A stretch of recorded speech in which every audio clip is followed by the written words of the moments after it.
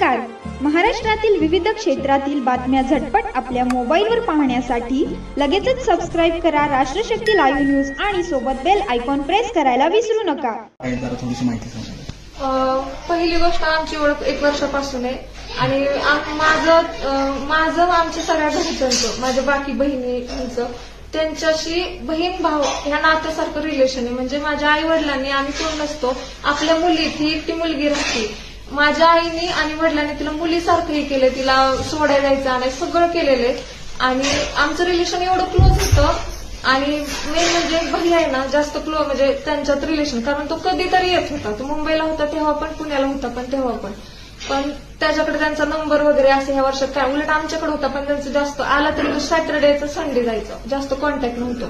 पण तो मागच्या मंथमध्ये 8-10 दिवस तब्येत ठीक नव्हती, त्यावेळेस तो इथं आला होता. आज मला वाटतं 8 दिवस राहिला होता.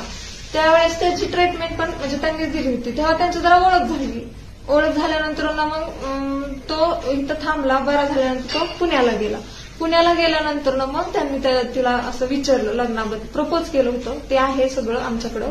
त्यांनी प्रपोज केल्यानंतर सगळं सांगितलं, मॅडम असं नाही, म्हणजे रिलेशन आपलं ही आहे, आम्ही क्लोज मानतो, असं नाही, असं माझ्या मनात काय नाही. त्यांनी स्पष्ट त्याची बाजू मांडली होती. त्यानंतर त्यांचं कॉन्टॅक्ट नव्हतं, म्हणजे प्रपोज केल्यानंतर नाही म्हणल्यानंतर कॉन्टॅक्ट नव्हता अजिबात. त्यानंतर ना इथं आल्यानंतर, लक्ष्मीपूजन दिवशी आल्यानंतर सगळं ती घरातलं सगळं तिने दिवाळीचं केलं होतं. रांगोळी काढून आईला फराळ बनवलं, सगळं फटाकडे वाजवले, फोटो काढले. प्रॉब्लेम हा झाला, फोटो काढल्यानंतर ना आमची फॅमिली, आम्ही सगळे, म्हणजे मी नव्हते, माझ्या बहीण सगळ्या बसल्या होत्या. त्यानंतर माझी बहीण इथंच होती मोठी, ती सुद्धा, आणि हे दोघे इथंच बसले होते.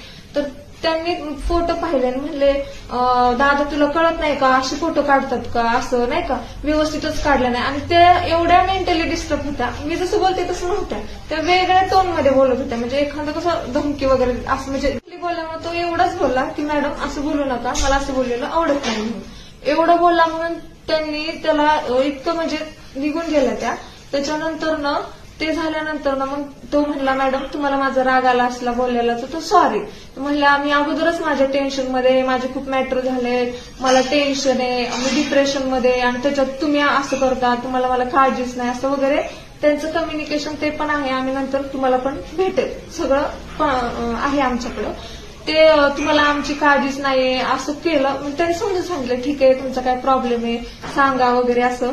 तेव्हा ती काय तिने सांगितलं नाही. त्याच्यानंतर दुसऱ्या दिवशी म्हणजे संध्याकाळी ती आली होती इथं. जाताना ती, माझा मोठा भाऊ इथं होता, आम्ही सगळे आमच्या मामाच्या घरी गेलो होतो. आणि ती संध्याकाळी आल्यानंतर ना ती मोठ्या भावाला जाताना म्हणली, दादा मी उद्या येईल, मी निघाली बाहेर. तर तिचं कसं ड्युटी 4-4 दिवस ती बाहेर, डॉक्टर बाहेर असायची. ती म्हणजे मी बहिणीसारखंच बोलते, म्हणजे मी कसं बोलते, कारण तिच्याशी माझं रिलेशन आमचं तसंच होतं. तर ती त्यामुळे आम्हाला कसं वाटलं की ती गेली असेल, म्हणजे जॉबवरती वगैरे, जाताना सांगून गेली, असं पण नाही. माझं एवढंच म्हणणं आहे. आणि तिने दुसऱ्या दिवशी, त्या दिवशी पण आईला कॉल केला की काकू मी ना निघाली बाहेर, उद्या येईन 12-12:30 वाजता जेवायला येईल म्हणून. तर माझं एवढंच म्हणणं आहे, जर मानसिक छळ करत होता तर मग माझे एवढं सांगून जाती, जेवायला येते असं म्हणत होती ना ती. म्हणजे ती असताना एवढी मेंटली डिस्टर्ब होती, तिला असं काही समजतच नव्हतं. म्हणजे मी मागच्या वेळेस आली ना, मी बोलत होती ना, तर ती वेगळ्याच विचारात असायची अशी. आणि मला पण असं जाणवलं होतं की ती टेन्शन मध्ये वगैरे. पण त्यांनी असं आम्हाला कधी काही एवढं असताना आम्हाला पण माहित नव्हतं की त्यांचे एवढे बाहेर हे आहेत. माहिती असतं तर आम्ही पण काहीतरी विचार केला असतो ना त्याच्यावर. माझ्या आईवडील खूप साधे, शेती व्यतिरिक्त म्हणजे त्यांना काही माहिती नाही. त्यांनी मुलीसारखा तिला जीव लावला. ही गोष्ट तुम्ही तिच्या आई वडिलांना विचारा. ते इथं आल्यानंतर ना देवाला सुद्धा नेलं होतं तिच्या आई वडिलांना, माझ्या आई वडिलांनी राहिले होते, त्यांचा पाहुणचार सुद्धा केला होता. ही गोष्ट लांबची नाही, ह्या महिन्यातलीच आहे. सगळं केलं होतं. मला एवढंच म्हणणं आहे की ज्या वेळेस माझा भाऊ जर तिला मानसिक छळ करत होता तर मग ती आई वडिलांना तर सांगतच, मुलगी म्हटलं ठीक आहे, नाही सांगितलं ती एवढी क्लोजली नसती ना.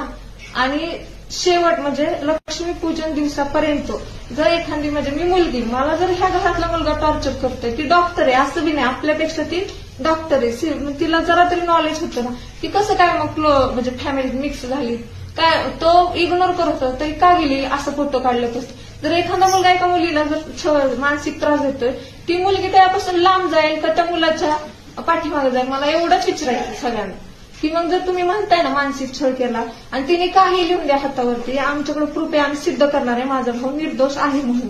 कारण जर माझ्या भावाने मानसिक छळ केला असता तर ती स्वतःहून आली असती का इथं आणि आम्ही सगळी होतो की बाबा असे फोटो काढले तसे फोटो काढले असते का मेन म्हणजे आमच्या फॅमिली बरोबर आमची इन्व्हॉल्व झाली असती का दिवाळी दिवशी.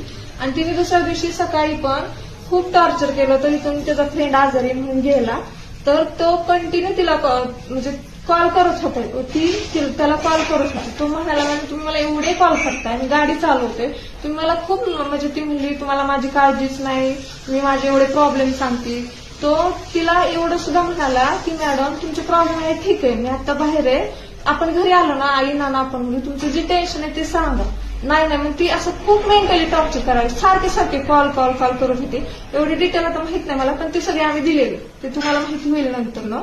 हा एक दुसरा एक विषय की प्रजाजी काल स्वतःहून हजर झाले कसं काय विषय काय ते मी नाही सांगू शकत कारण मी आता तो स्वतःहून आलाय. तो माझ्या भावाने सांगितलं मी नव्हते ना काल मी माझ्या घरी माझं घर आहे तर तो माझ्या भावाने सांगितलं तो भाऊ होता तो इथून गेला आहे ते बरोबर.